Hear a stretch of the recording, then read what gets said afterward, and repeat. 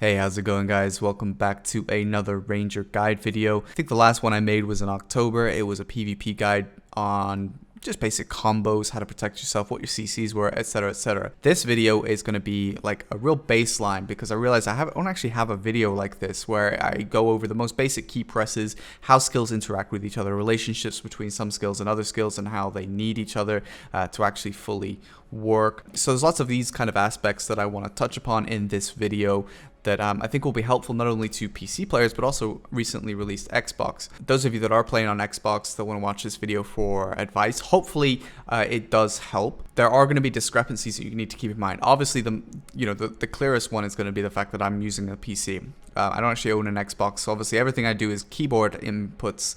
For you, it's going to be controller. So things are going to be different, but at least if you understand the relationship of the skills, you will know how to adapt it to the Xbox. Obviously, there's other problems as well. For example, things that are technically glitches, such as, let's say, evasive explosive shot. On cooldown, you activate the iframe, but then if you use it immediately after, it iframes again, even though it's on cooldown. That could be PC spaghetti code, and it may not have transferred to Xbox. So there are other things like this that are in the game that may not actually be on Xbox. Obviously, there's also limited things you can really do with a controller that may not be possible. So just keep these things in mind, but I think it'll still be helpful. And let me know if you have any follow-up questions on Xbox, and I'll do my best to answer. Again, I haven't played Xbox because I don't have an Xbox, so I can't specifically give you experience, but I can at least help you from a Ranger's perspective from PC.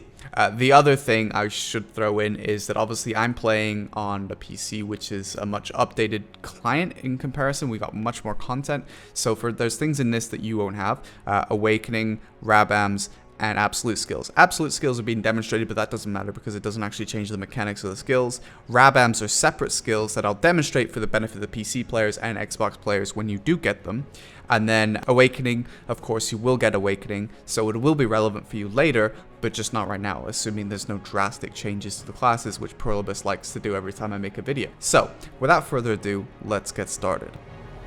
So, to talk about interactions between skills, one of the key ones is Ultimate Evasive Shot. Absolute Evasive Shot is the absolute version. You won't have that on Xbox just yet. PC version, you can get that. I recommend getting it absolutely. It's basically key to cancel a variety of different skills. Extreme Charging Wind with his shotgun, for example, Will of the Wind, and Blasting Gust. Also use this ability to create faster cancels than they would do on their own. For example, Blasting Gust is just a Q wind-up ability without it. Will of the Wind, I'll demonstrate here. It's basically you just press Shift Q. That's how you would normally do Will of the Wind without having Ultimate Evasive Shot, which is very ineffective. But if you use Ultimate Evasive Shot, you can cancel a skill by doing A and F and D and F. Which is basically your highest damaging ability on a knocked down target. Not shotgun, not anything else, it's Will of the Wind. It's rapid fire damage. So it's a very powerful skill. You usually use it kind of like this on a knockdown target. It does a ton of damage. There's actually another cancel you can do for it. It's more complicated. I don't know if you can do it on Xbox. On PC, it looks like this, which is basically using kind of Blasting Gust to cancel it. It gives you way more control, faster damage output, but drains your stamina and mana way faster. So just something to keep in mind if you want to give it a go. Blasting Gust, of course, is just doing this, which is it's a long-range knockdown, basically, but you can spam it like this, and as soon as it's on cooldown, it will also throw out another CC, which is very, very useful to knock down targets with. You can also use Shotgun, Extreme Charging Wind, out of the skill, as you can see demonstrated there, which is also very useful to know. You can do that out of Will of the Wind as well, just demonstrating that there. So Shotgun basically can come out of both skills. It's useful to know how to get into Shotgun, because obviously Shotgun's sort of your consistent range DPS. You can't use Will of the Wind, it doesn't have a lot of range, you just get CC'd. Shotgun has much more range, especially when you get Absolute version, so you can do much more damage from range with that ability. There is another damaging ability, Penetrating Wind from range. Penetrating Wind is extremely powerful and flows out of a number of skills. Some of them require actual flows, such as the kick cancelling or from Razor Wind, but there is another one called Tearing Arrow, another skill. And Tearing Arrow basically is one of the better ways to use it because it applies a slow and a bleed onto your target when you use it. It doesn't do individual damage, but that doesn't matter. All you have to do, as you can see here, this is applying... You don't have to charge it like this, I'm just showing it slowly. It applies a very good slow, which before people get their Awakening on Xbox will be very useful. And then you can use Tearing Arrow, or sorry, Penetrating Wind out of the skill, plus Charging Wind and Shotgun.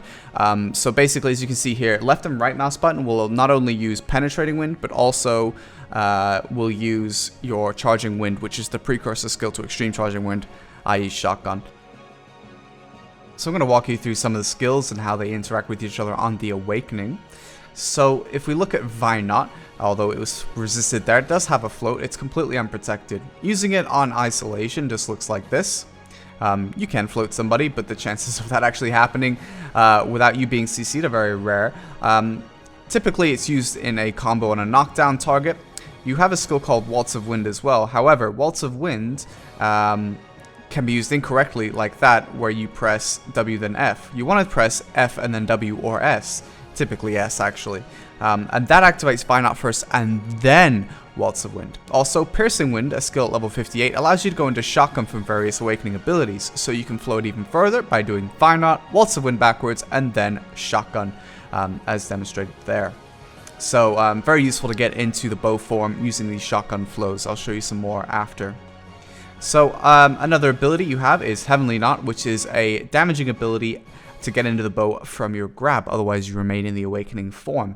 Now you can see swaps to the side, but recently with normal bow damage being buffed, which is what the Heavenly Knot scales off of, you can do a lot of damage with Heavenly Knot. So you can see there, instantly into the bow, you do initial damage with Heavenly Knot, and then you can go straight into, you know, Will the Wind, or anything like Blasting Gust, or anything like that. So it's very useful to know that. You can also do Heavenly Knot from Vinot, which I showed there. Not wholly useful, I don't think, really, but just useful to know that it's there, I suppose. If not, just to prevent it happening. Wailing Wind has a knockback, and then its Flow Tempest has a knockdown. The damage is pretty good. Wailing Wind gives you a buff to crit and a range DP nerf to your opponent. Useful to use that, but it's root to in spot. Like most ranger skills, Elven Rage is a protected animation, although not initially. Disillusion is unprotected, but does have a knockdown. You can also control the direction of that by changing your camera. Breezy Blade and then Rushing Wind flow out of each other. Breezy Blade first can use from the hotbar or from a dash and left mouse button, and then right mouse button to activate Rushing Wind. They're both super armor protected, Breezy Blade being your most spammable super armor skill in the Awakened form. Has no CC on either of them, although you can shotgun from both of them. So first Breezy Blade, spacebar, Rushing Wind, which is right mouse button after Breezy Blade, then spacebar. You can also use Rushing Wind from Vinot as well, which is just F, right mouse button. So again, that's how the skills interact with each other. Cold Blade is a skill that is your actually fastest CC in Awakened form. It adds a Stiffen. Incredibly difficult to pull that off. You have to have so much knowledge. Most of the time you're going to use Cold Blade just to buff your ranged accuracy. You can also use Camisylvian Sword Training to buff your ranged damage. Guardian is your Awakening buff in the Awakened form. Mostly the more important factor of it is the attack speed buff, as you can see there. Incredibly quick. It also adds evasion stuff, but mostly it's useful for the incredible attack speed it provides. So you can see there an Awakened combo, which is being executed very quickly thanks to the attack speed bonus of Guardian. So useful to always use your Awakening buff in PvP whenever you have it available. It does give you an advantage. Various classes have different types of bonuses from the Awakening buff. So it's also useful to know exactly what theirs is. The Zerker one, for example, is very spooky indeed. So this is just showing you the dash, which is W right mouse button. You can spam it like that for mobility. It is going to drain your stamina. If you just press right mouse button while standing still, you'll go backwards with the dash. So yeah, basically that's most of the skills in the Awakening and how they sort of work. So really, the only one you don't need is Rooting. Rooting is pretty useless, so I wouldn't get that. As for the Rabam skills, Squall Shot at level 56 is useless. However, Tearing Shot is not. It's a very long range stun ability, very long stun. You can see that I can stun someone, walk up, and use Blasting Gust for the knockdown. Roaring Arrow and Tearing Shot, Fury Arrow. Sorry, getting confused. Are your two level 57 Rabams. Roaring Arrow is kind of okay in castle sieges. It's the only thing that lets you sit on walls and shoot people. It has a knockdown, no protection. Fury Arrow is a rapid fire CC, which is incredibly useful for catching classes with gaps in their protection, such as maybe Tamer iframe hopping, like very easy to catch them. You can then just add Q at the end of it. As soon as you recognize you have a knockback, do not spam the knockback. If you do recognize you get a knockback, you can press Q for the knockdown immediately afterwards. So very useful to know that. So as you can see, quickly also just demonstrated there was regeneration, which has a knockdown. It also has down smash on it, so if a target is on the floor, you can use regeneration again to try and extend the period that they're on the floor by using down smash on the skill. But it does have its own knockdown as well, so a standing target can be knocked to the floor with regeneration and then proceeded to be re-grabbed or something to extend the period at which they're CC'd for. So yeah, very useful to know that, especially if, like, for example, that combo, if Vine Knot fails to float, you can go into regeneration if you so choose quickly enough, and you can still keep them on the floor. Otherwise, they're going to get up and probably punish you. So you can see there, did actually get the down smash because I did so much damage, he died through it anyways. But it is useful to know that. If we do get the Black Spirit Rage skills soon, that means 50% Rage will allow that ability to also have a super armor. There you can see the Awakening 100%. It's very useful to keep yourself... If you basically run out of abilities to keep them on the floor, if you have your 100% up, use that at CC is very effective, and also does a lot of damage. So an option if someone outgears you, you can use that. That's Call from Sky. W, left mouse button, space bar. The lightest key press of left mouse button to activate that. So to show you a couple combos and how they work together, this is an Awaken combo, quite a common one to do. So basically you walk up to your target. If you land the grab, then you forward, Waltz of Wind, Breezy Blade, left mouse button, Rushing Wind, right mouse button, Vine Knot backwards Waltz, and then straight into Shift left mouse button for Nature's Tremble. Nature's Tremble is your big nuke skill. I didn't mention it earlier. It does have a forward guard, but it's a long cooldown, so using it for protection is meh. So showing you similar thing again, except instead of going into Vine Knot for float, you use regeneration for down smash. So as you can see here, very similar start, just like the other one. But instead of going into Vine Knot, you use regeneration to try and get that down smash. And then you go into Bow, or you can go into Nature's Tremble still. I use Bow there. Bow is kind of nice because it lets you get away a little bit easier. But Nature's Tremble does do nice nuke damage initially. So this ability, this is a similar start to the same combo, using Vine Knot once again for the float, but instead of going into Nature's Tremble, you're going to go backwards with the bow. I use this sometimes if there's a target coming towards me to help their ally, or because I think the target is going to get up and tank the full combo, and so I want to get some distance between myself and my opponent. You can see there I'm able to land a down smash though from Penetrating Wind, so very nice way to do that. There's also, again, down smash. That time Charging Wind lands the down smash.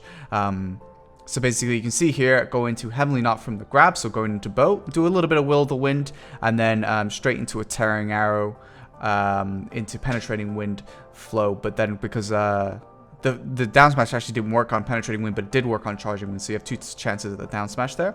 So if you knock down somebody initially with Blasting Gust, you can do a bit of damage and then walk up to them and grab them.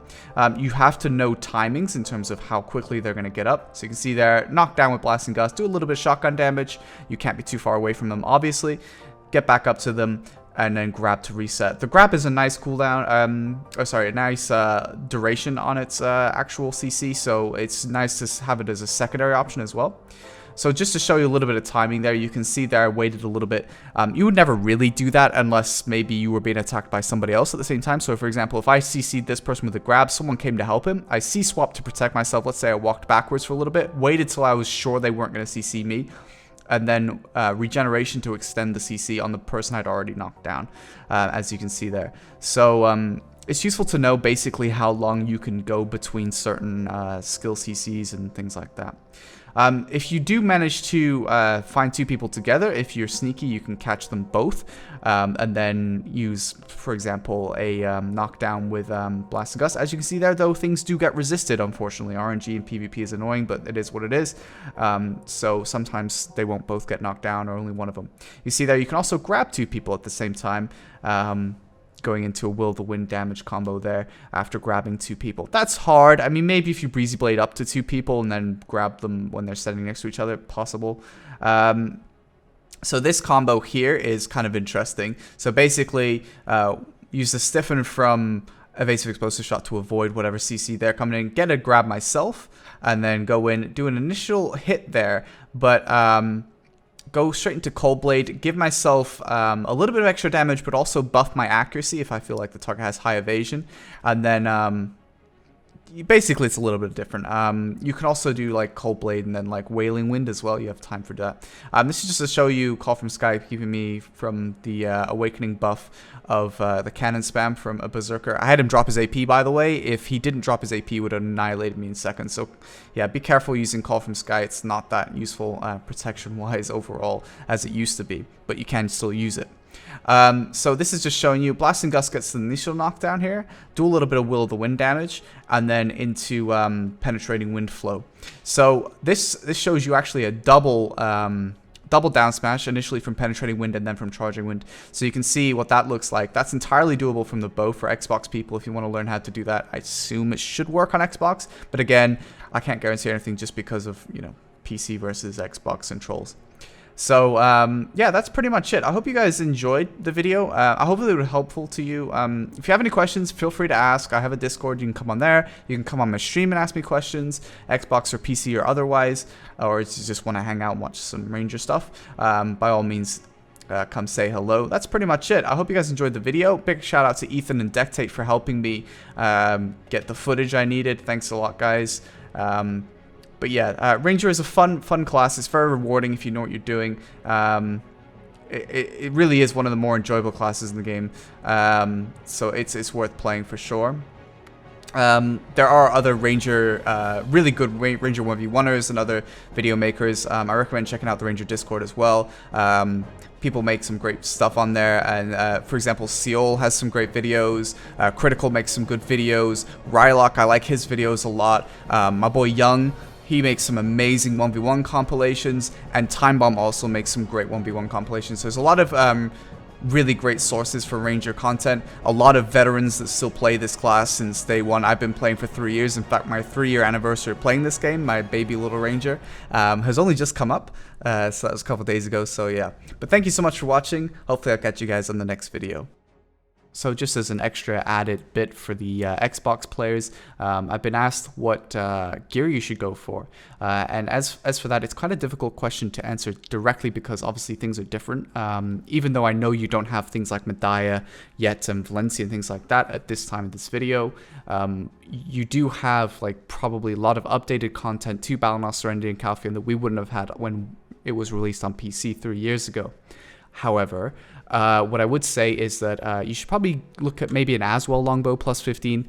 It has good accuracy, much better than the others, as far as I'm aware, and is, you know, decent damage and everything. You could also try Yuria for the human damage, but you want to switch to a Laverto as soon as possible, and then when Zarka is added, if you can get a hold of a Zarka longbow, obviously that would be ideal, but Laverto is still a good weapon, still quite difficult to get a hold of as well.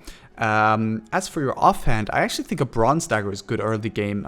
You could go Steel, but there's no AP brackets to reach. I don't think you need more damage for the mobs because there'll still be AP caps, whereas a Bronze Dagger will give you plenty of accuracy against people, also gives you evasion, and the AP is okay. So that's an option for you. If you want to go extra tanky, you could try Parrying Dagger. The evasion from that is insane, and people will really struggle to hit you with that. But for everything else, I would probably just go ahead and build AP stuff. So Witch's Earrings, Mark of Shadow for your necklace. Tri-Bars necklace is quite good unless you can get an Ogre Ring, which is obviously quite difficult. But Tri-Bars is really good. You can also use Tri-Bars as a nice backup for Ogre Ring attempts later. And for your belt, if you can get a tree belt, that's good. If you can't get a tree belt, I don't know, that's difficult. Maybe still bars. I'm trying to remember what's in Calpheon, to be honest with you. There isn't a great deal of selection, and tree belts I know are difficult to get early game unless you hunt mutant tree spirits. And I mean, you can hunt the weaker ones, but they're quite hard to drop off of. So you could probably look at a few different options. You could even forgo AP and go for accuracy or something. But those are my advice, at least initially. But if you have further questions, feel free to ask. Or if you're watching this video much further and more content's been released to you in Xbox, then by all means you can ask. If you're a PC player, there's loads of options, and it would be really difficult depending on what stage of your game for me to tell you exactly what to get, so that's more specific. So feel free to stop by the stream and ask me specifically what you might need.